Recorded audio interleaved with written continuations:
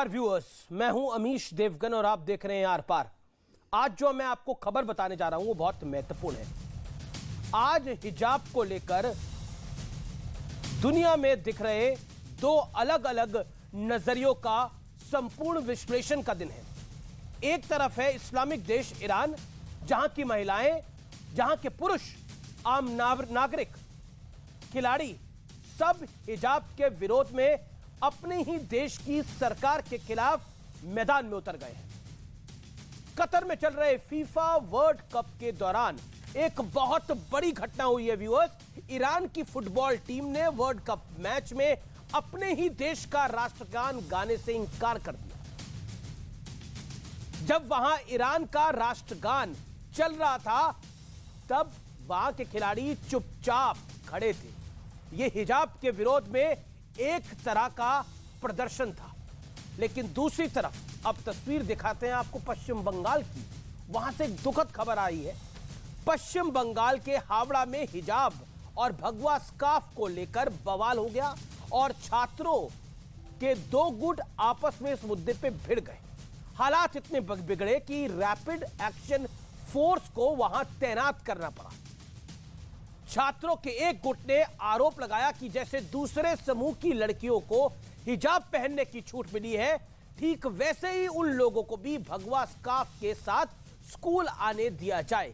इसी बात पर दोनों गुट भिड़ गए। सवाल है कि आखिर हिजाब को लेकर बार बार विवाद क्यों हो रहा है? जब मामला देश की सबसे बड़ी अदालत में जा चुका है तो शांति के साथ फैसले का इंतजार करने में क्या दिक्कत है? आज इसी पर होगी देश की सबसे बड़ी बहस। याद करिए व्यूअर्स, मैंने कहा था कि ये एक स्कूल से दूसरे स्कूल तक जाएगा। अगर हम इस विवाद को पॉलिटिकल रंग देंगे तो इसका नुकसान बच्चों को उठाना पड़ेगा। आज उन बच्चों के लिए ये मैं कार्यक्रम कर रहा हूं, हिजाब विवाद का भाग 2, जो कि बहुत महत्वपूर्ण है।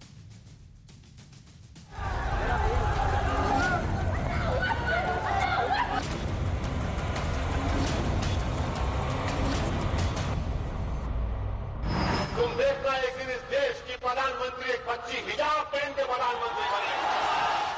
आज ये दो तस्वीरें हिजाब विवाद पर दूध का दूध और पानी का पानी करने के लिए काफी हैं।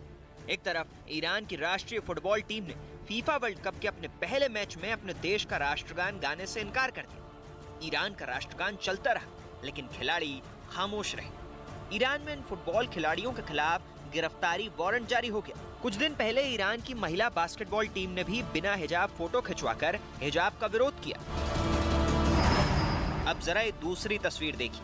ये भारत के पश्चिम बंगाल की तस्वीर है। कर्नाटक से शुरू हुआ हिजाब विवाद अब बंगाल तक पहुंच गया है। हावड़ा जिले में हिजाब और भगवा स्कार्फ को लेकर बवाल हो गया और छात्रों के दो गुटों में जबरदस्त झड़प हो गई। हालात इतने बिगड़ गए कि बाद में पुलिस और रैपिड एक्शन फोर्स तक की तैनाती करनी पड़ी। छात्रों के एक गुट ने आरोप लगाया कि जैसे दूसरे समूह की लड़कियों को हिजाब पहनने की मंजूरी दी गई है, ठीक वैसे ही उन लोगों को भी भगवा स्कार्फ के साथ स्कूल आने दिया जाए। जिसके बाद छात्रों के दोनों गुट भिड़ गए। अब जरा हिजाब पर कुछ बयानवीरों के पुराने बयान भी सुन लीजिए।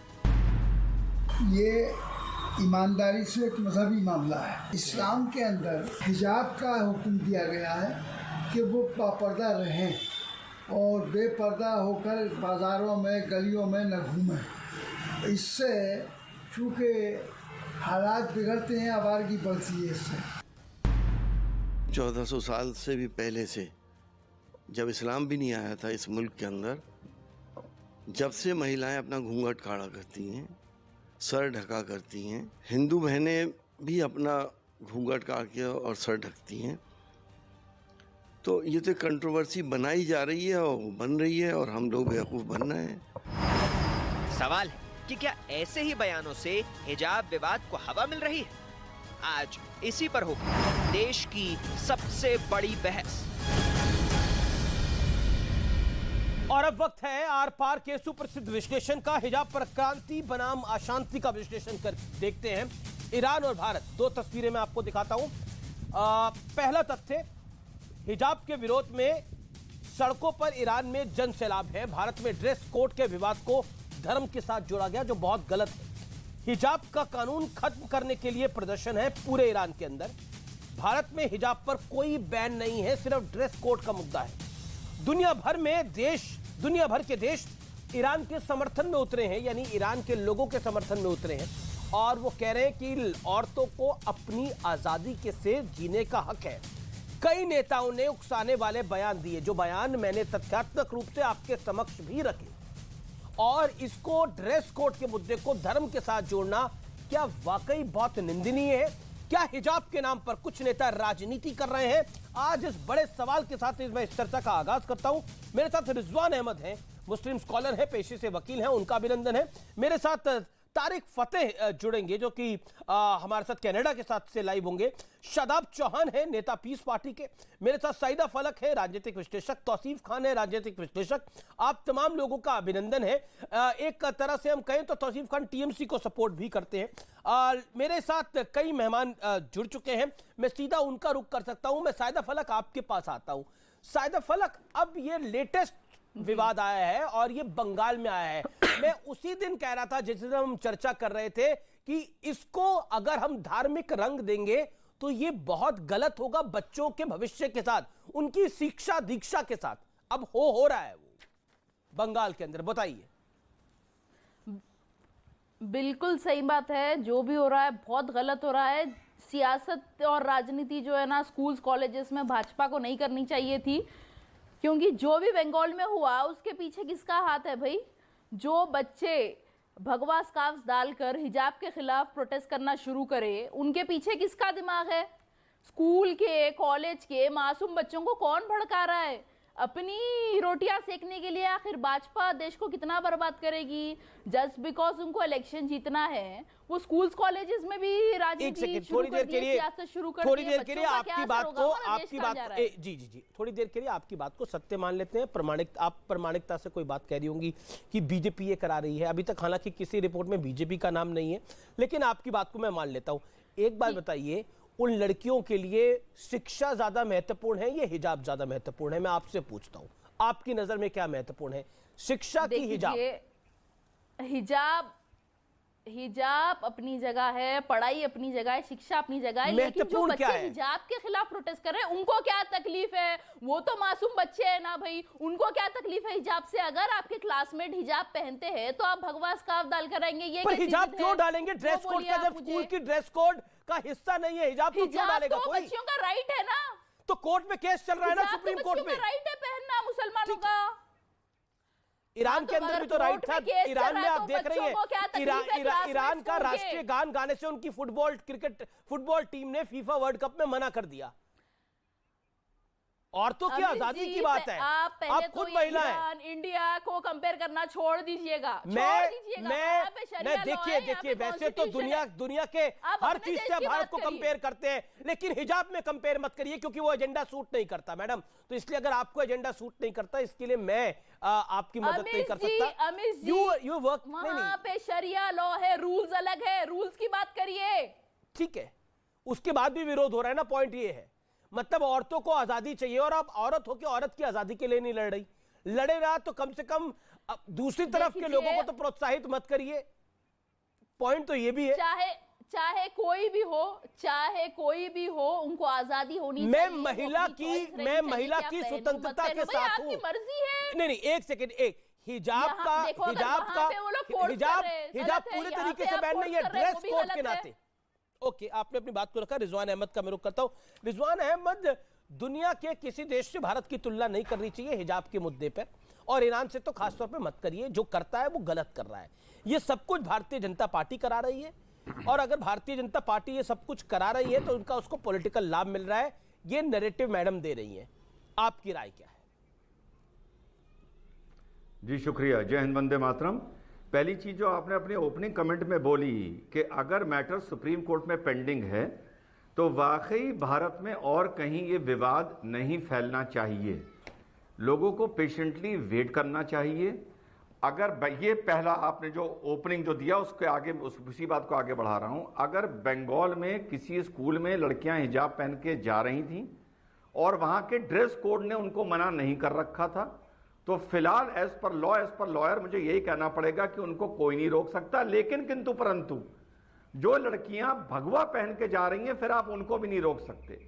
अब उनको भाजपा ने भेजा है या कर्नाटका की लड़कियों की प्रेस कॉन्फ्रेंस पीएफआई ने कराई थी, यह मैटर ऑफ डिबेट है। मैं कुछ बोलूंगा, शायद कुछ बोलेंगी, पहली चीज। दूसरी चीज, जब हिजाब की बात आती है, हिजाब हम इस्लाम से जोड़ के देखते हैं, तो जो भी चीज हम इस्लाम से जोड़ के देखते हैं वो हम उम्मत से जोड़ के देखते हैं। और बाकी मुल्कों से भाई हम तो बिल्कुल ही, इस्लाम तो वहां से फैलना शुरू हुआ था ना। यहां तो ऑफिशियली मुसलमान मान चुके हैं आपके डिबेट पर बैठ के कि हम 80% कन्वर्ट हैं जो पसमंदा कहलाते हैं। ये मैं नहीं बोल रहा भाई, मैं तो किसी को ना कन्वर्ट बोलूं ना ओरिजिनल बोलूं, मैं कौन होता हूं। लेकिन खुद यहां पसमंदा बैठ के बोल चुके हैं कि भाई हम तो कन्वर्ट हैं। तो यार तुम लोग अगर 100 साल 200 साल 300 साल 500 साल पहले कन्वर्ट होके 80% पसमंदा जो उन्होंने इस्लाम कबूला है, तो हम तो इस्लामी नजरिए से उनसे पीछे हुए ना हियरार्की में। और पीछे होने का कारण भी है, हज करने तो हम वहां जाते हैं ना, वो तो यहां आते नहीं। वो अगर हमें वीजा ना दें हम हज तक ना कर पाए। तो कभी कभी आप पूरी दुनिया के ठेकेदार बन जाते हो, पैलेस्तीन के भी बन जाते हो, रोहिंग्या के भी बन जाते हो। जब हजूर की बात आती है वो भी इस्लाम से जुड़ा मुद्दा है, नुपुर शर्मा की, और अरब मुल्क हमें इस बात पर रोकते और टोकते हैं तो बड़े खुश होते हो, तुम्हारे दिलों में लड्डू फूटते हैं। आज जब हिजाब के मामले में तुम्हें वहां का प्रोटेस्ट सूट नहीं कर रहा तो तुमने ये कह दिया हमें ईरान से क्या मतलब। भैया एक बात तय कर लो, तुम हिंदुस्तान के मुसलमान हो, तुम्हें हिंदुस्तान से मतलब है या दुनिया भर का तुम्हें जिम्मा लेना है। या तो उम्मत में यकीन करो या भारतीयता में यकीन करो। तुम कभी उम्मत की गोद में बैठ जाते हो, कभी भारतीय बन जाते हो। ओके, सायदा फलक, मैं इसको और हमें फख्र महसूस होता है कि हम हिंदुस्तानी मुसलमान है, उसमें कोई दो राय नहीं। बिल्कुल फख्र महसूस होना भी चाहिए, हिंदुस्तानी मुसलमान होने पर आपको गर्व होना चाहिए। मेरा पॉइंट ये है कि उस हिंदुस्तानी मुसलमान औरत के बारे में भी सोचिए जो हिजाब के पर्दे में नहीं रहना चाहती। क्या आपको लगता नहीं है कि एक धक्यानुसी अगर सोच है जिसके ऊपर विरोध हो रहा है एक देश के अंदर, भारत के अंदर भी हम देख रहे हैं लगातार ये ड्रेस कोड से जुड़ा हुआ मुद्दा है। आप मेरे डिबेट के अंदर हिजाब डाल के आएंगी, कौन मना करेगा आपको? यू आर मोस्ट वेलकम, आप कर सकती हैं। लेकिन स्कूल के अंदर तो पढ़ाई ज्यादा जरूरी है ना। पॉइंट ये है कि हिजाब ज्यादा जरूरी है, मेरा पॉइंट यही है। पढ़ाई या फिर भगवा गमछा जरूरी है, या फिर भगवा गमछा जरूरी है। आप बात ना हिजाब जरूरी है ना भगवा गमछा जरूरी है, पढ़ाई जरूरी है।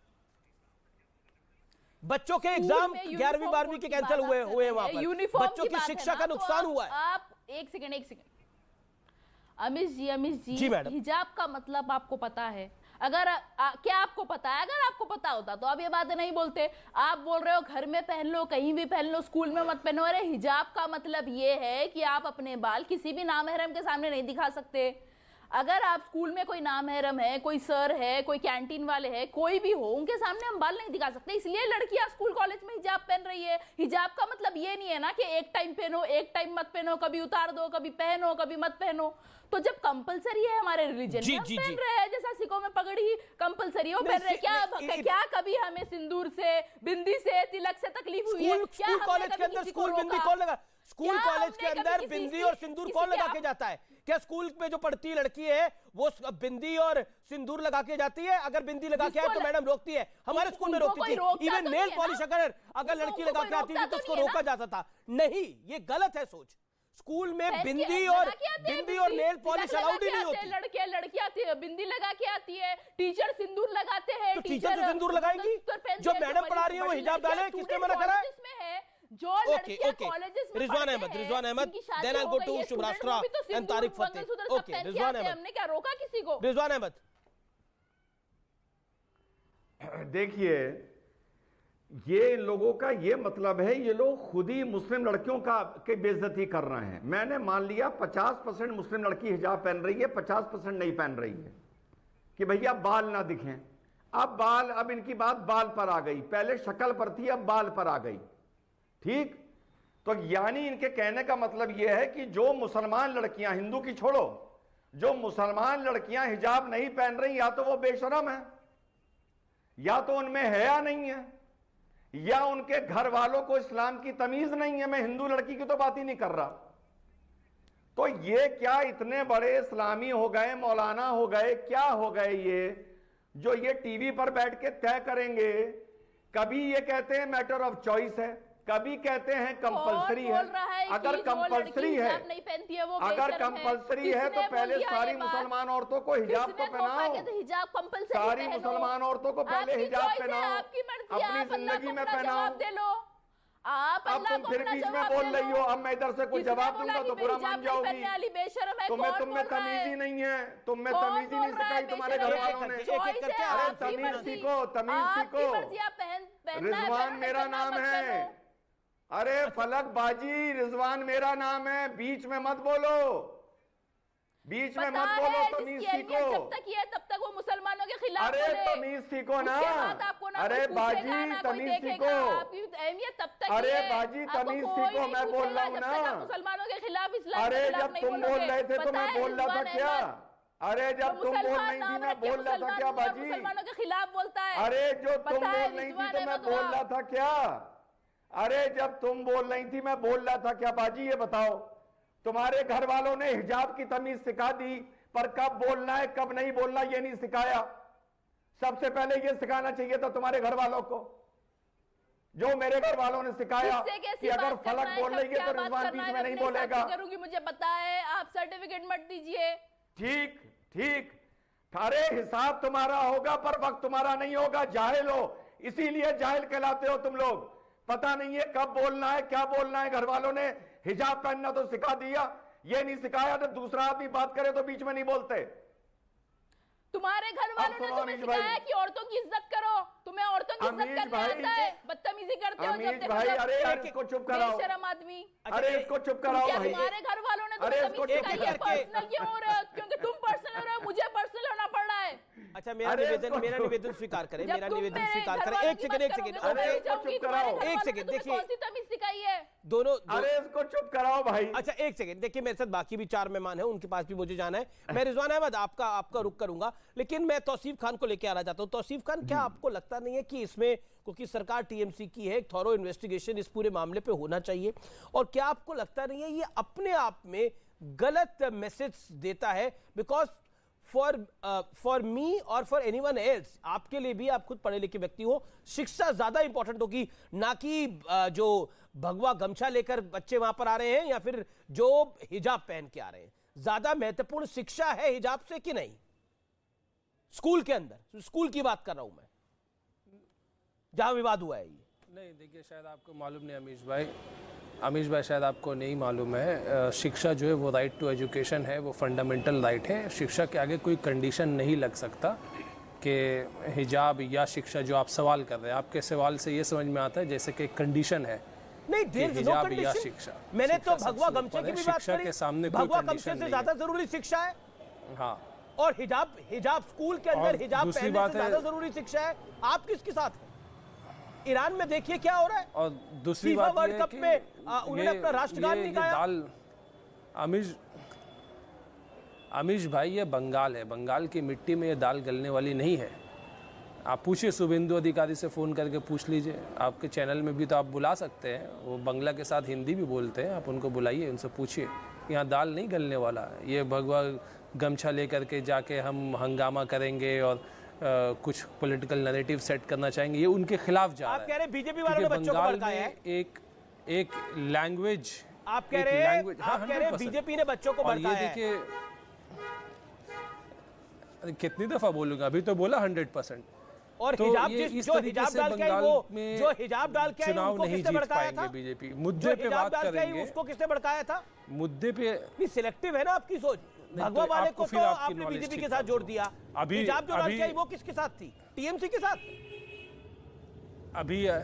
अभी मैंने आपको नॉलेज ठीक कराया कि जैसे मेरा नॉलेज ना ठीक करिए, नहीं है, जरा पढ़िए लिखिए, आपकी नॉलेज थोड़ी दुरुस्त हो जाएगी। ईरान में क्या हो रहा है, दुनिया में क्या हो रहा है, और सुप्रीम कोर्ट में क्या हो रहा है इस विषय पर।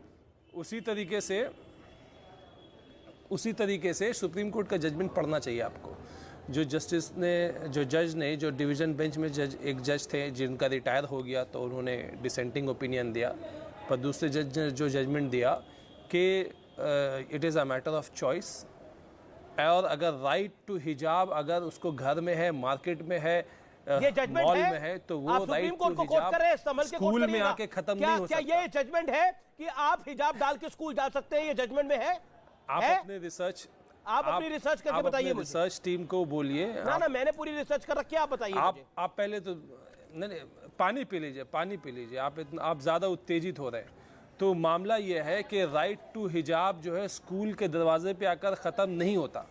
ये जज ने कहा है, आप उठा करके देखिए। आप बोलिए, आपके जजमेंट रिसर्च टीम को बोलिए, वो आकर के देखिए। जजमेंट पास किए हुए काफ़ी दिन हो गया। आप अरे अभी तो बोला कि वो राइट टू हिजाब स्कूल में दरवाजे में आकर खत्म नहीं हो जाता। अभी तो बोला मैंने आपको बोला। कर्नाटक हाई कोर्ट का जो डिसीजन आया था उसको कायम रखा गया था कि नहीं रखा गया था? आपके एजेंडे को जो सूट कर रहा है, आप बोल रहे हैं भाईजान। एक दफा सबल के बोलिए। मैंने आपको जज को कोट कर रहे हैं बताया। आप। मैंने आपको बोला कि 2 जज थे। एक जज का रिटायरमेंट हो गया, मिसकोट किया है आपने लाइव कार्यक्रम में। यू हैव मिसकोटेड, आपने मिसकोट किया है। अरे चिल्लाने कहीं नहीं बोला गया कि कहीं नहीं बोला गया था ये। आपने मिसकोट किया है बातों में। आप अपने नॉलेज को ठीक कीजिए। ऑब्जर्वेशन अलग होता है, डिसीजन अलग होता है। नहीं है बंगाल में अमीश देवगन, ये बीजेपी का दाल ये बताओ, बंगाल में गलने वाला नहीं है। बीजेपी का दाल गले ना गले उससे मुझे कोई मतलब नहीं है। मेरा सवाल यहाँ पे जो है, ईरान के अंदर विरोध क्यों है हिजाब का? सेंटिमेंट है यहाँ पे, लोकल सेंटिमेंट है यहाँ पे, लोकल लीडर ये मॉडर्न लोग हैं इस देश के, ये लिबरल लोग हैं, जैसे अंग्रेज आके लड़ाते ये लिबरल लोग हैं इस देश के। तौसीफ खान अपने आप को लिबरल मानते हैं। ये लिबरल लोग हैं जो स्कूल की बच्चियों को हिजाब डलवाना चाहते हैं। ये स्कूल की बच्चियों को हिजाब डलवाना चाहते हैं और ये सो कॉल्ड लिबरल वर्ग है इस देश का। ईरान के अंदर हिजाब का लड़कियां विरोध कर रही है, वहां की फुटबॉल टीम विरोध कर रही है, वहां के आमजन विरोध कर रहे हैं और देश का लिबरल तबका, उसके नुमाइंदे हमारे सामने बैठे हैं। तौसीफ भाई, जिनका मैं बड़ा सम्मान करता हूं, तौसीफ जी आप लिबरल हैं, इसका आपको गर्व होगा। लेकिन इसीलिए मैं कहता हूं, ये जो लिबरल गैंग है ना इस देश के अंदर, ये इस देश के अंदर इतना सिलेक्टिव है कि आप सोच नहीं सकते। ये बच्चियों को हिजाब डलवाना चाहता है, इनके मन में बच्चियां हिजाब डाले। मैं कह रहा हूं भगवा गमछा से जरूरी, हिजाब से ज्यादा जरूरी शिक्षा है, पढ़ाई है। रिजवान अहमद, आपका reply. Rizwan Ahmad, your reply. Amish भाई, आप थोड़ा शांति रखो। आप पानी पी लो थोड़ा। आप बहुत उत्तेजित हो गए हो। अब मैं बोलूं अमीश भाई देखिए, तौसीफ साहब ने इनहेरेंटली बीइंग एन एडवोकेट एक गलत बात बोली। उन्होंने कहा कि आपने छोटा वकील बोलो, छोटा वकील बोलो, सुप्रीम कोर्ट का क्या आया। अरे यार, ये भी बीच में बोल रहा है कि सारे जाहिल एक से हैं क्या? ये तो काफी पढ़े लिखे हैं भाई। तौसीफ खान, छोटा वकील बोलो, छोटा वकील बोलो। ठीक है तौसीफ, शांत, आप भी शांत रहिए ना तौसीफ, कुछ 1 मिनट सुन लीजिए, फिर आप अपनी बात रखिएगा। शांत हो जाओ। बहुत बड़े लिबरल है। अमीश, आप नहीं जानते, इन्होंने बोला ये छोटा वकील है। वो दूसरे चैनल में बैठ के इन्होंने मेरे सामने बोला ये छोटा दूसरे चैनल में आपको किसी ने कुछ और बोला होगा। सारी बात ये हिसाब किताब यहाँ थोड़ी पूरा होगा। इसके मुंह पे डायपर बांधो भाई। ठीक है, क्यों बोल रहा है? अरे अमीश भाई, सारे जाहिल एक से हैं क्या? अमीश भाई, आप नहीं जानते। बोलो। ठीक है, okay Rizwan, let Rizwan make his point 50 second, then you come. बोलिए जी। ये लिबरल है रिजवान अहमद, आप भूल जाते हैं लिबरल है। ईरान से कोई लेना देना नहीं है इस विषय का। अमीश भाई जी, अभी बताता हूं। होता यह है कि जब जजमेंट डिवीजन बेंच का स्प्लिट होता है, तो दोनों जजमेंट को कोर्ट नहीं किया जाता, जो आपके पक्ष में हो और जो आपके अगेंस्ट में हो। यह रिवायत है। आप स्प्लिट जजमेंट में एक जजमेंट को नहीं पढ़ सकते। अगर आप एक को पढ़ना है तो दूसरे को भी पढ़िए, पहली चीज। दूसरी चीज, अभी सबने बोला ईरान से क्या मतलब, सऊदी से क्या मतलब, बहरीन से क्या मतलब। अगर यही ईरान की गवर्नमेंट इंडियन एम्बेसडर को बुलाती और यह कहती कि आपके यहां जो हिजाब का विवाद चल रहा है, इससे हमारे रिश्तों पे फर्क पड़ेगा, तेल की आयात पे निर्यात पे फर्क पड़ेगा, तो ये सारे ईरान का डमरू बजाने लगते। जी। पर अभी वो चीज इन्हें सूट नहीं कर रही। अभी ये चीज सूट नहीं कर रही। सूट क्यों नहीं कर रही और सूट किस लिए नहीं कर रही? ब्रेक के बाद बड़ा खुलासा आर पार में।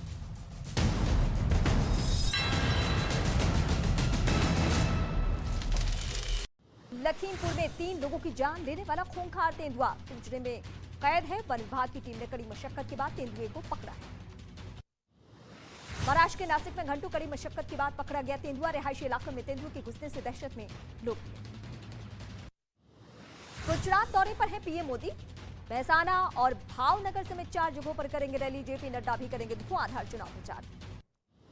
केंद्रीय मंत्री अनुराग ठाकुर ने मध्य एशियाई देशों के युवा प्रतिनिधिमंडल के लिए डिनर पार्टी का किया आयोजन। इस दौरान कई कार्यक्रम भी हुए। सीवी आनंद बोस बने पश्चिम बंगाल के नए राज्यपाल। कलकत्ता हाईकोर्ट के मुख्य न्यायाधीश ने दिलाई राज्यपाल पद की शपथ। मुख्यमंत्री ममता बनर्जी भी रही मौजूद। राज्यपाल की शपथ ग्रहण समारोह में नहीं पहुंचने पर बोले बीजेपी नेता शुभेंदु अधिकारी। विपक्ष के नेता की कुर्सी टीएमसी विधायकों के बगल में लगाई गई। राज्य के बीजेपी अध्यक्ष सुकांत मजूमदार को आमंत्रित नहीं करने पर जताई नाराजगी। यूपी के मुख्यमंत्री योगी आदित्यनाथ का अखिलेश यादव पर बड़ा हमला। कहा जिन्होंने परिवार के लिए उत्तर प्रदेश का बंटवारा किया, उन्हें फिर मौका मिला तो फिर जाति के आधार पर बंटवारा करें। लखनऊ में मुख्यमंत्री को डीजीपी ने स्टिकर लगाकर किया पुलिस झंडा दिवस का शुभारंभ। 23 नवंबर 1952 से चली आ रही है झंडा दिवस की ये परंपरा। तिहाड़ में बंद सत्येंद्र जैन का एक और वीडियो वायरल हो चुका है और बीजेपी ने ये जारी किया है। मीनाक्षी लेखी ने जेल में वीवीआईपी ट्रीटमेंट का लगाया आरोप। नशा मुक्त त्रिपुरा मिशन के तहत कार्रवाई जारी। अगरतला में जिला प्रशासन ने शराब की अवैध दुकानों के खिलाफ की कार्रवाई। गोवा में अंतर्राष्ट्रीय फिल्म फेस्टिवल के तीसरे दिन उत्तराखंड स्टेट फोकस सेमिनार का आयोजन। प्रसून जोशी समेत कई हस्तियां हुई शामिल। उत्तराखंड को फिल्म की शूटिंग हब बनाने पर हुई चर्चा। अमेरिका के वर्जीनिया के वॉलमार्ट में हुई अंधाधुंध फायरिंग हमले में 10 लोगों की मौत। पुलिस की जवाबी कार्रवाई में हमलावर की मौत। महायुद्ध के बीच रूस ने जारी किया नया वीडियो। रूस की मीडिया ने बेलारूस की जमीन पर सैनिकों की ट्रेनिंग का वीडियो जारी किया है। यूक्रेन के खिलाफ रूस ने और तेज किए हमले। रूसी माइंस की चपेट में आया यूक्रेन का टैंक तबाह हो चुका है। यूक्रेन ने भी पहली बार किया तुर्की से मिले मिसाइलों से हमला। यूक्रेन ने रूस पर पलटवार किया। खरसौन क्षेत्र में हुए हमले में रूस के S-300 लॉन्चर को यूक्रेन की सेना ने तबाह कर दिया है। पाकिस्तान के रक्षा मंत्री का पूर्व पीएम इमरान खान पर बड़ा आरोप। कहा भारत से मिला गोल्ड मेडल बेच दिया। तुर्की के अंकारा में भूकंप के तेज झटके महसूस किए गए। भूकंप की तीव्रता 6.0 बताई जा रही है। गनीमत रही कि किसी का हताहत होने की कोई खबर नहीं। वर्ल्ड कप में अर्जेंटीना पर जीत के बाद जश्न में डूबा सऊदी अरब। देश भर में एक दिन की छुट्टी का ऐलान। कतर में भी समर्थकों ने सड़क पर उतरकर किया खुशी का इजहार।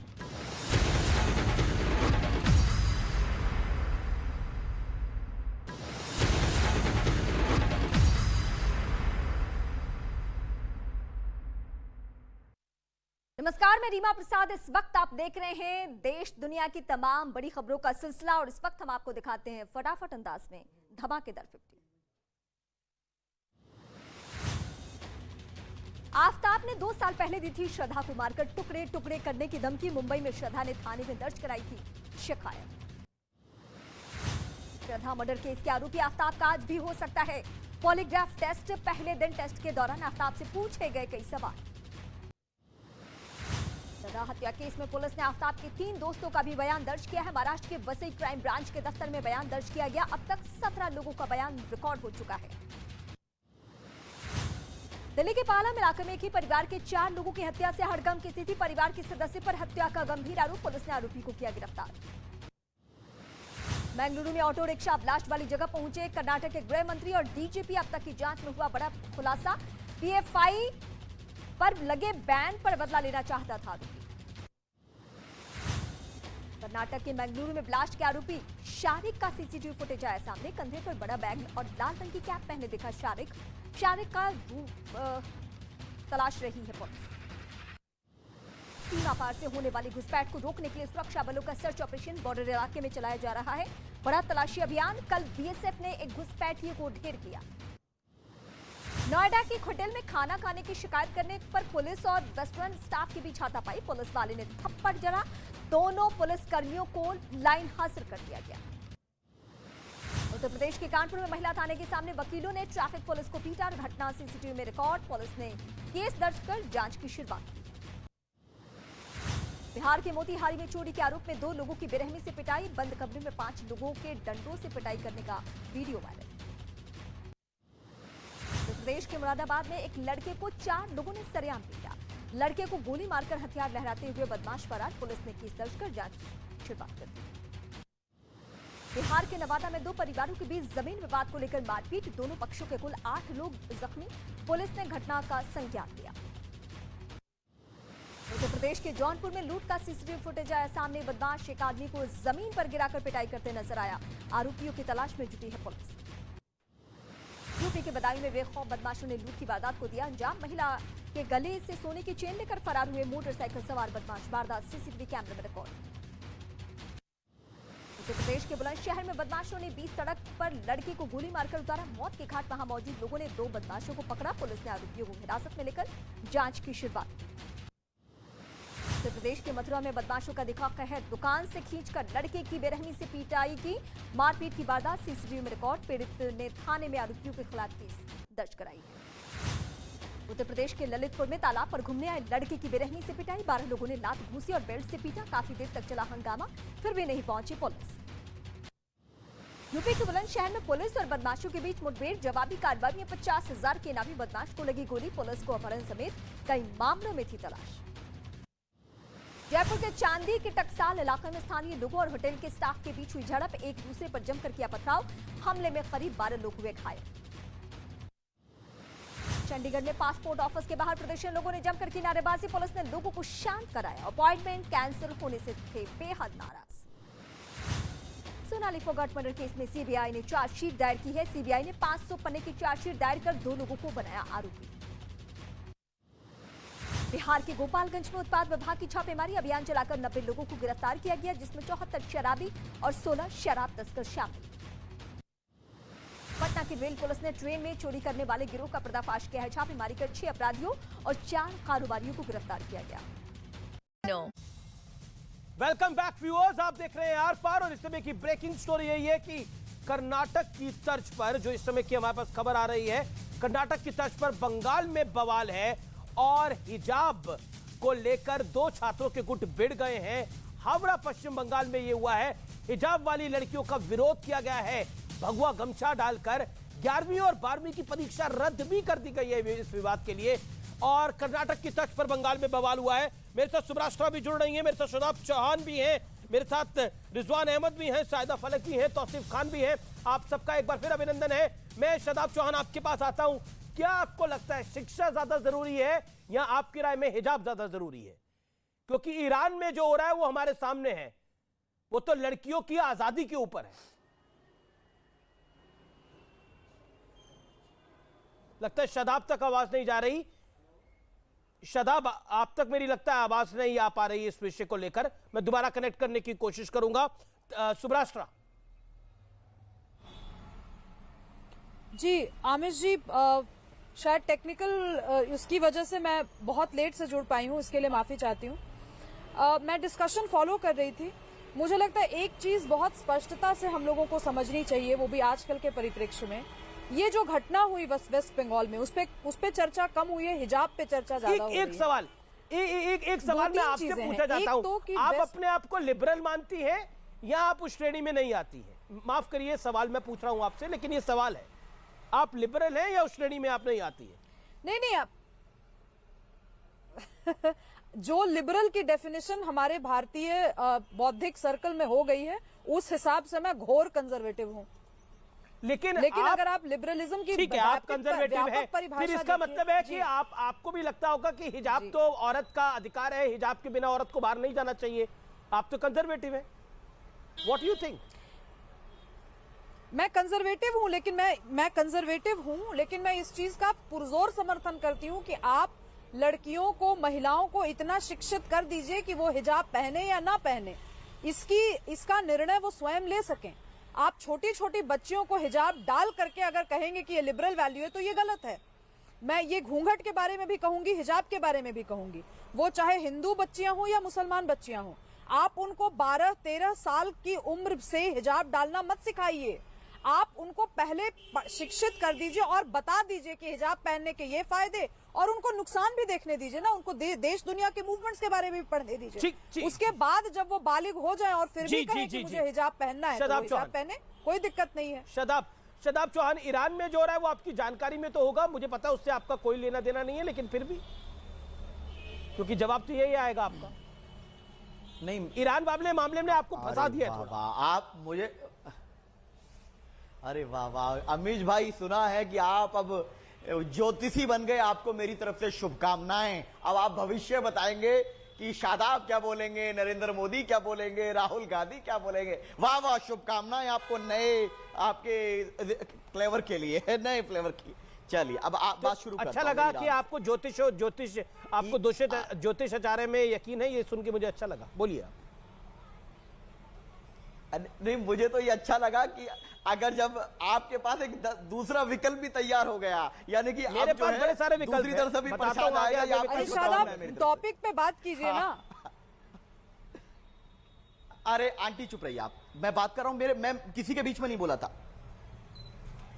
शादाब, आप आंटी बोल करके क्या कहना चाहते हैं? ऐसे ही बात करते हैं क्या? मुझे आंटी नहीं, मुझे आंटी सुनने में कोई, आपको बता दूं, आपने बड़े डिराइसिवली ये शब्द यूज किया है, मुझे कोई फर्क नहीं पड़ता। गलत बात है क्या? मैं आज के डेट में मैं मामी हूं, आज के डेट में मैं किसी की बुआ हूं, मैं बड़े फक्र से क्या गलत बात है? क्या बकवास कर रही है? और मुझे मौलाना मत समझना, सुनो, बदतमीजी मत करो ऐसे, मुझे मौलाना मत समझना तुम। आप बदतमीजी मत कर, खामोश चुप रह। चिढ़ क्यों रहे? आपको क्या लगता है? आपको क्या लगता है कि महिलाओं के लिए आंटी शब्द का प्रयोग कर देंगे, महिलाएं चुप होकर के आपसे कहेंगे कि अरे अरे मेरी उम्र इतनी नहीं है कि मुझे आंटी मत बोलो। क्या शराब आपको 12वीं क्लास के बच्चे हैं क्या? आपको है नहीं ना, तो आपको तमीज है, ना आपको शऊर है। हर डिबेट में आप यही करते हैं। वापस आ जाइए। शादाब चौहान यह नहीं करता, शादाब चौहान की ऐसी हैसियत नहीं है। आपके शब्द से आपकी हैसियत समझ में आती है। ठीक है, एक हिजाब पर बोलने का मुंह से बकार नहीं निकल रहा, लेकिन किसी महिला को आंटी बोल के निकल जाओ, क्या तरीका है? कौन सी पार्टी ने आपको प्रवक्ता बनाया? 12वीं क्लास के बच्चे हैं जो आपको दूसरा सामने वाला आंटी नजर आ रहा है, मुझे समझ में नहीं आता। बेशक आपकी चॉइस है, आपने डिबेट को छोड़ा है, लेकिन हमारा तो निवेदन है वापस ही आइए, अपनी बात को रखिए, ज्यादा लोगों तक पहुंचाइए, आपका वक्त होता है। शायदा फलक जी,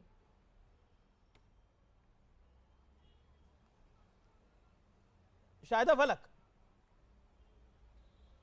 जी, ये जो सुभास्त्रा अभी बोल रहे थे कि भाई बच्चियों को फोर्स कर रहे, कौन फोर्स कर रहा है? छोटे लड़कियों को हिजाब पहनो, अगर अच्छा दिखता तो वो पहन लेते होंगे, हिजाब पहन के उनको अच्छा लगता होगा, वो अच्छे दिखते होंगे इसलिए पहनते होंगे। फोर्स कौन कर रहा है छोटे छोटे बच्चियों को? और आप बार बार अमित जी, आप बार बार ईरान, क्यों आपको इतनी दिलचस्पी है ईरान से? आप अपने देशवासियों की फिक्र क्यों नहीं कर रहे? आप अपने देश के मुस्लिम लड़कियों की फिक्र आपको क्यों नहीं है भाई? अगर वहां पे गलत हो रहा है हिजाब फोर्स करके, तो यहाँ पे भी तो गलत कर रहे हैं फोर्स करके के निकाल दो भाई। पहनने के लिए फोर्स करना भी गलत है, नहीं पहनने के लिए फोर्स करना भी गलत है, दोनों चीजें गलत है ना। आप उस पर क्यों नहीं बोलते जो फोर्स किया जा रहा है, जो बैन लगाया जा रहा है? क्यों नहीं पहने भाई? राइट है पहनना, चॉइस है, आप पहनो मत पहनो। आप लोग को बात समझ में क्यों नहीं आती? मैं बोलूं? अपने देशवासियों की फिक्र कर लो ना। ठीक है, ओके सुभास्त्रा। नहीं, अपने देशवासियों की फिक्र है शायदा जी, इसीलिए मैं कह रही हूँ ये बात। आप फिर से समझिए मैं क्या कह रही हूँ। ना मैं हिजाब का समर्थन कर रही हूँ, ना विरोध कर रही हूँ। मैं सीधी सी बात कह रही हूँ, आप लड़कियों को इतना शिक्षित बना दीजिए कि बालिग होने तक वो निर्णय लेने की क्षमता हो उनमें कि हिजाब पहनना सही है या नहीं। यहाँ पे हिजाब का प्रतीक आप घूंघट से भी ले सकती हैं, आप चेंज कर दीजिए ना, इंटरचेंज कर दीजिए। आज मैं अपनी चॉइस से जीन्स पहनूं, टी शर्ट पहनूं, साड़ी पहनूं, सूट पहनूं, लेकिन अगर सुन लीजिए, अभी मैंने बीच में नहीं बोला था जी, मैं आपके बीच में नहीं बोली थी मैडम, पूरी बात तो सुन लीजिए जी। आज वेस्ट बंगाल में जो हुआ उसकी जानकारी तो है आपको कि कुछ लड़कियां हिजाब पहन के गई, उसके विरोध में कुछ लड़के रामनामी पहन करके गए, उसको लेकर के इतना बवाल हुआ। तो जब आप चॉइस की बात करती हैं तो फिर तो लड़कों के पास भी चॉइस होनी चाहिए रामनामी पहनने की। अगर आप इतना व्यापक कर देंगी चॉइस का दायरा स्कूली एजुकेशन में, स्कूली शिक्षा में, अगर यूनिफॉर्म को धता बताते हुए लोग अपनी रिलीजियस आइडेंटिटी ओढ़ करके जाएंगे तो फिर तो यूनिफॉर्म का कोई मतलब नहीं है ना शायदा जी। मैं इसी देश की बात करूं, मैं ईरान से कंपैरिजन नहीं कर रही हूं। ईरान की बात जब मैं करती हूँ सिर्फ इतना कहती हूँ कि वैश्विक परिप्रेक्ष्य में मुसलमान बच्चियों को भी अपने अधिकारों के बारे में चिंतन करने का एक माहौल मिलना चाहिए, बस इतनी सी बात है। ओके, सायदा फलक।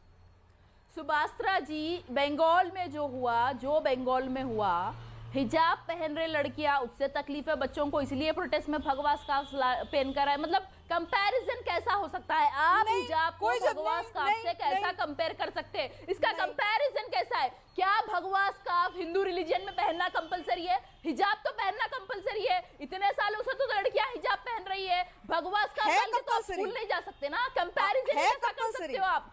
जी जी, अच्छा, भगवा ठीक है, तारिक फतेह इस पर कुछ कहना चाहता है, मुझे तारिक फतेह का रिएक्शन लेना पड़ेगा। तारिक फतेह, हिजाब को हिजाब क्या इस्लाम में कंपलसरी है? क्योंकि बार बार इसमें कंपल्शन की बात आ रही है। ईरान के परिप्रेक्ष्य में, अगर ईरान तो इस्लामिक देश है, अगर वहां कंपल्सरी है तो वहां की औरतें तो विरोध कर रही हैं, वहां की फुटबॉल टीम विरोध कर रही है, वहां के आम नागरिक विरोध कर रहे हैं, वो सब इस्लामिक है। आप लफ्ज हिजाब बताइए, हिंदी में, मराठी के अंदर, बांग्ला में, पंजाबी में, कहीं भी 1970 से पहले इस्तेमाल हुआ हो। ये झूठ अरबों के तले चाटते हुए यहां लेके आ गए एक लफ्ज हिजाब। वर्ड कहां था हिंदुस्तान में? किसने इस्तेमाल किया पहले? मिर्जा गालिब ने क्या किया? हजरत मोहानी ने क्या? एक लिबास था, दुपट्टा, सारे हिंदू, मुसलमान, सिख, औरतें, ईसाई सब पहनते थे।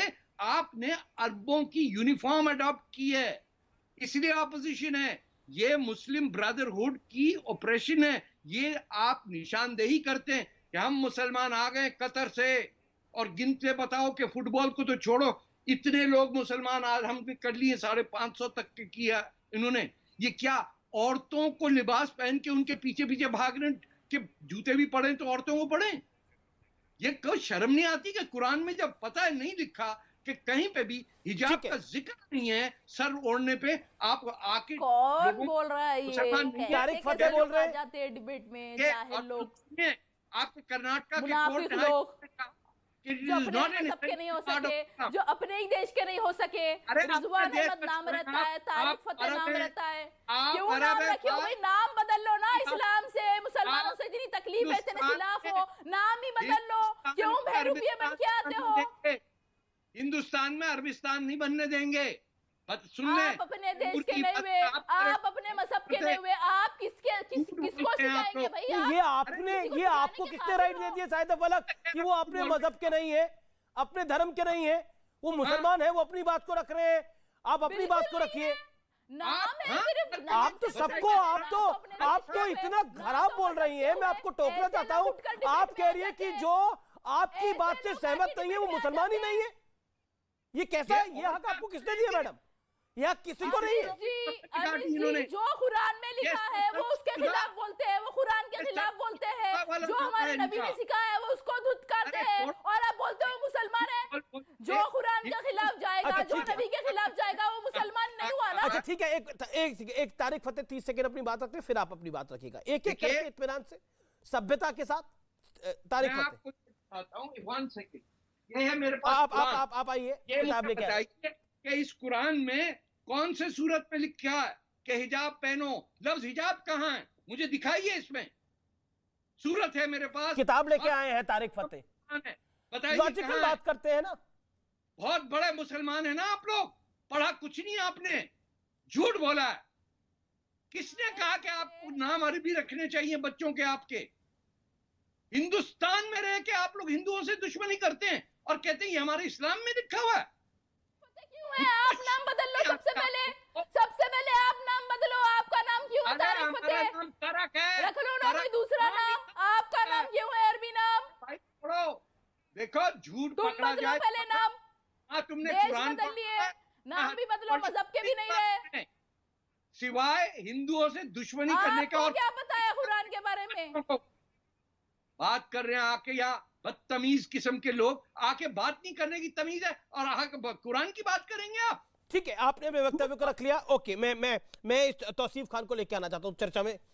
ओके, सायदा फलक, शांत। तौसीफ खान,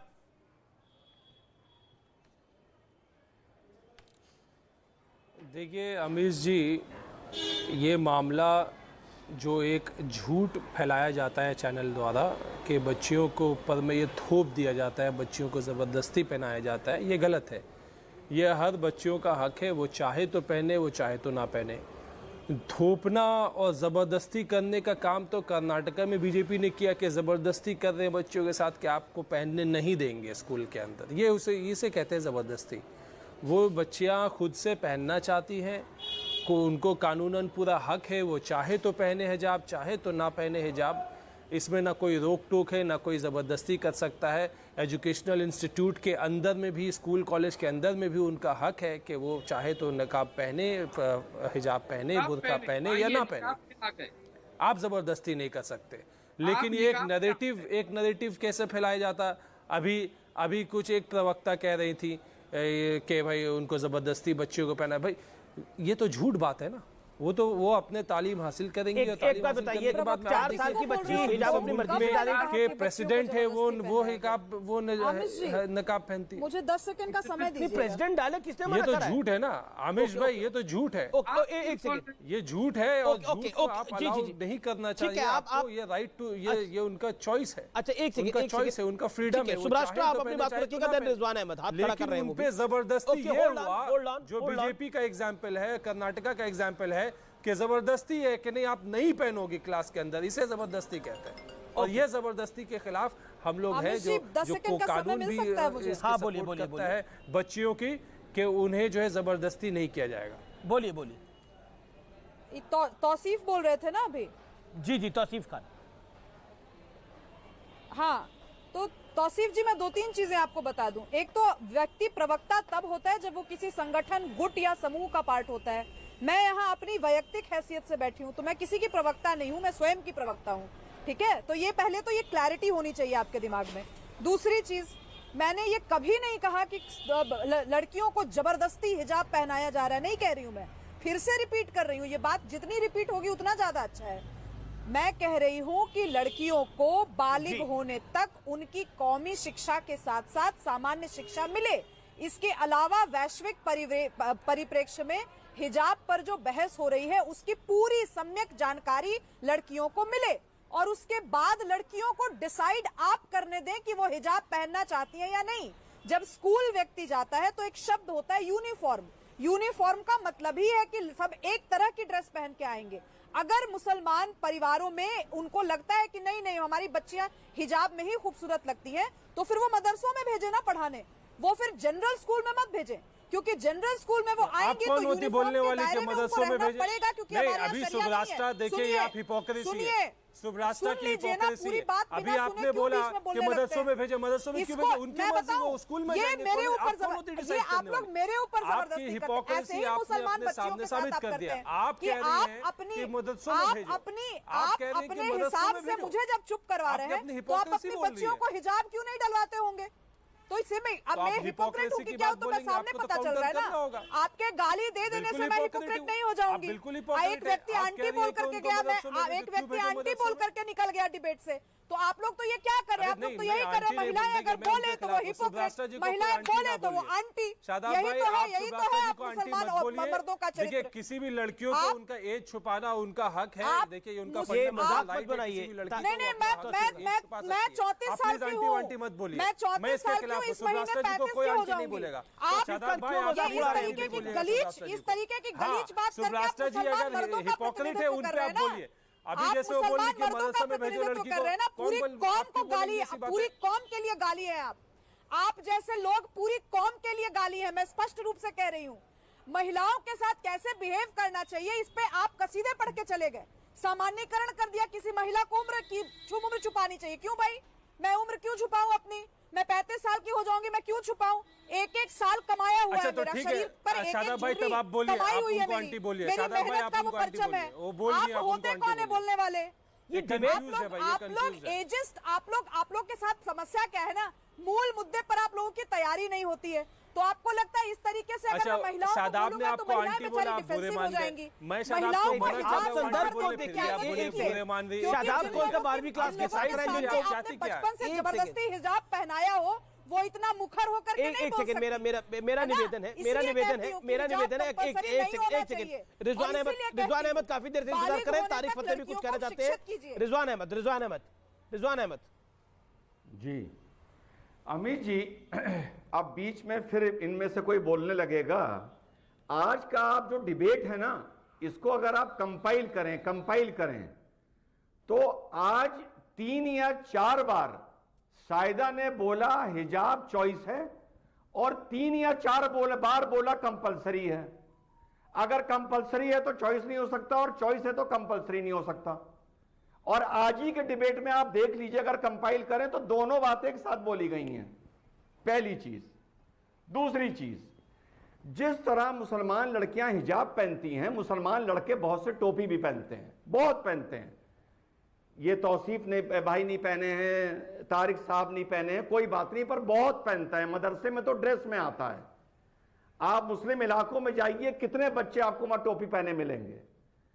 अब ये इन लोगों से पूछना है कि चॉइस की तहत अगर ये किसी दिन एकदम से इनके दिमाग में बुखार हो जाए और ये कहें कि भाई मुसलमान लड़का टाई पहनेगा, पैंट पहनेगा, शर्ट पहनेगा, लेकिन वो टाई के रंग की टोपी भी स्कूल में लगाएगा, तो उसको ये लोग क्या मैटर ऑफ चॉइस में मानेंगे, ड्रेस कोड का वायलेशन मानेंगे, राइट ऑफ एजुकेशन मानेंगे, क्या मानेंगे? क्योंकि वो भी कहेगा भाई हमारे यहां तो टोपी सब पहनते हैं तो हम स्कूल में क्यों ना पहने। ठीक है, तब ये लोग क्या करेंगे? ठीक है, इंपॉर्टेंट पॉइंट है आपका। 1 सेकंड, इंपॉर्टेंट पॉइंट है। तौसीफ खान, जवाब इस बात का 40 सेकंड आपके पास है। तौसीफ, देखिए जहां तक हेडगियर का बात है, हम जानते हैं स्कूल से लेके हर एक जगह पे एक सिख अपना पगड़ी पहनकर जाता है, उस पर कोई रोक टोक नहीं है, वो उनका एक हेडगियर का बात है। आज वो मुद्दा कंट्रोवर्सी में नहीं है, तो ये तो वही बात हो गया। आज जो मुद्दा कंट्रोवर्सी में नहीं है, आप उसमें कंट्रोवर्सी क्रिएट करना चाह रहे हैं। आज यहाँ पे एक नहीं आज कहीं कोई कंट्रोवर्सी है, कहीं पे सिख के टर्बन को पगड़ी को लेकर के नहीं है कोई कंट्रोवर्सी। आप कंट्रोवर्सी क्रिएट करना चाहते हैं, ये कहां लेकर के जा रहे हैं? कंट्रोवर्सी क्रिएट नहीं करना चाहते, ये तो अभी शुरू हुआ है। आप मुझे बताइए, कर्नाटक में भी पहले तो लड़कियां, 1 सेकंड, कर्नाटक में भी और स्कूल में भी पहले तो लड़कियां बिना हिजाब के जा ही रही थी ना।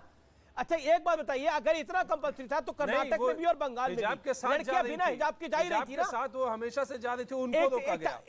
नहीं, तौसीफ लॉजिकल बात करते हैं, लॉजिकल बात करते हैं। आप मुझे इत्मीनान से 15 सेकंड सुनिए। ये लड़कियां विवाद शुरू होने से पहले जब ये हिजाब नहीं डालती थी तो स्कूल जा रही थी, कर्नाटक में भी और बंगाल में भी। अचानक हिजाब क्यों पहना? अचानक तो नहीं मुसलमान हुए थे ये लोग? बताइए। जिस स्कूल की बात कर रहे हैं, उस स्कूल में, जिस स्कूल की आप बात कर रहे हैं, उसी स्कूल की मैं आपको बात बता रहा हूं, और आप भी जानते बड़े अच्छे से कि उसी स्कूल में लड़कियां हिजाब पहनकर पहले भी जाया करती थी। ये कंट्रोवर्सी क्रिएट किया गया जब लड़के जो है अपना भगवा, वो जो भी आप उसे कहते हैं कि वो भगवा एक कर्नाटक में नए साल में कंट्रोवर्सी शुरू हुई, पिछले साल होती नहीं थी। किया गया। पॉइंट ये है। अच्छा ठीक है, आपने अपने वक्तव्य को रखा, लेकिन आप फैक्चुअली गलत है। ओके, मैं तारिक फतेह आपका रुख करता हूं। तारिक फतेह, लगता है आवाज नहीं जा रही तारिक फतेह से। Rizwan 30 second. Rizwan Ahmad 30 second. 10 second. जी। अमीश भाई बड़ा मजा आया जब मैंने टोपी की बात बोली तो तौसीफ साहब ने तुरंत सरदारों की पगड़ी से उसकी तुलना करी। इसका मतलब फौज में सरदारों को पगड़ी पहनना अलाउड है। अब इसका मतलब तौसीफ साहब ये बोलेंगे कि फौज में भी मुसलमानों को टोपी पहनने की अनुमति होनी चाहिए। सरदार पायलट पगड़ी पहनता है, इसका मतलब ये पहनेंगे हमारे पायलट को भी टोपी पहननी चाहिए। बात हो गई, बात खत्म हो गई। इसका मतलब आज इन्होंने ये कह दिया कि सरदारों की पगड़ी और मुसलमानों की टोपी एक ही चीज है। मतलब निकालने की हैसियत तुम्हारी नहीं है रिजवान। तुमने खुद बोला कि तुम छोटे वकील हो, भूल गए अदिति के सामने तुमने माना था, मेरे सामने तुमने माना था रिजवान, गुहार लगाएंगे आज भी छोटे आपको टोपी पहनने दी जाए। आर्मी में कब ये आंदोलन छेड़ने जा रहे हैं मुसलमान की हमको टोपी पहनने दो सरदारों की तरह।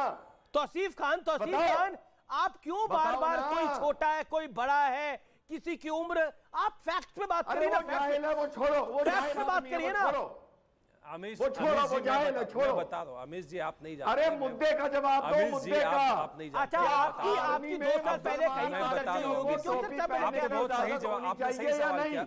ये बताओ तुम। अमीश जी, पर्सनल कमेंट्स क्यों ना अननेसेसरी किसी पर। ओके, आपने रख लिया। अमीश जी देखिए, अमीश जी देखिए, कुछ दिन पहले एक डिबेट में बैठे हुए थे रिजवान और मैं, और उन्होंने, रिजवान ने बोला मेरे सामने, माना कि वो छोटे वकील है, तो मैं उसी बात को आपको रिप्लाई कर रहा था।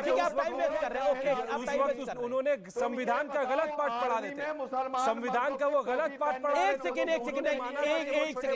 आप एक सेकंड, मेरा निवेदन है, एक सेकंड, आर्मी की बात नहीं लेके आनी चाहिए बीच के अंदर।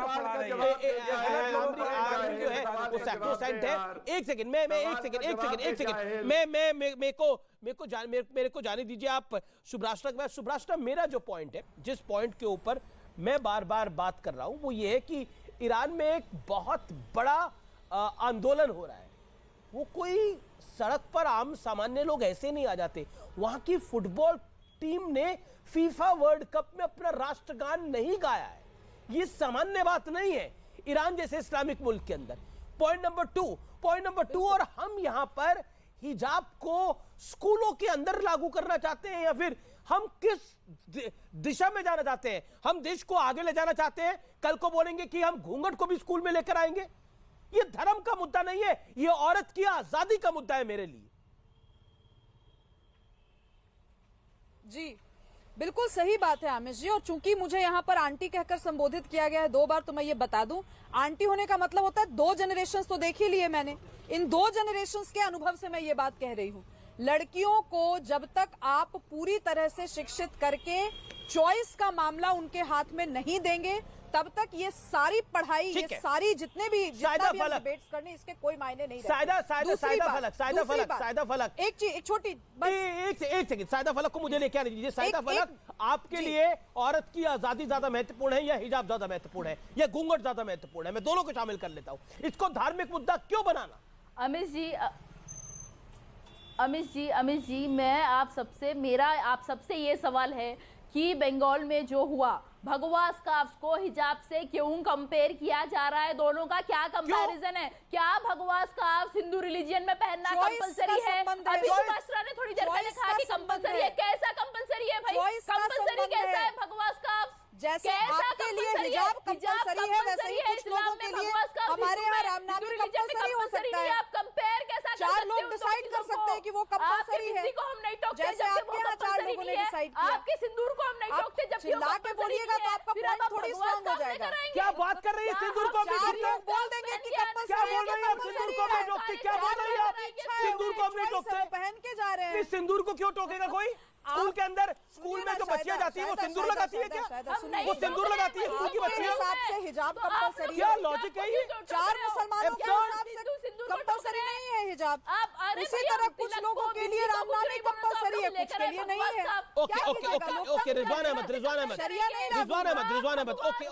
हिजाब से कैसा कंपेयर कर सकते हो? अच्छा, आपका पॉइंट ये है ना कि आप भगवा स्कार्फ को हिजाब से कैसे कंपेयर कर सकते हो? मतलब हिजाब तो सैक्रोसेंट हो गया, और भगवा पर डिस्कशन भी क्यों हो सकता है? देखिए, पॉइंट यही है कि इसको आप धर्म के साथ जोड़ रहे हैं। मैं इसको धर्म के साथ जोड़ ही नहीं रहा हूं। Okay, Rizwan Ahmad, 30 seconds, make your point. Amish भाई, आप इन लोगों का आर्गुमेंट सुनिए। एक तो जाहिल बैठ के पता नहीं, छोटा बड़ा वकील, आंटी फांटी, इन लोगों के पास, जैसा शुभरास्ता ने बोला, लॉजिक इनके पास होती नहीं। जब टोपी की मैंने बात करी तो ये सरदारों की पगड़ी पर पहुंच गए। अरे जब तुम सरदारों की पगड़ी पर पहुंच गए तो मैंने पूछा, तो इसका मतलब इंडियन आर्मी में भी मुसलमानों को टोपी अलाउ होनी चाहिए। तो वहां ये पहुंच गए छोटे वकील पर।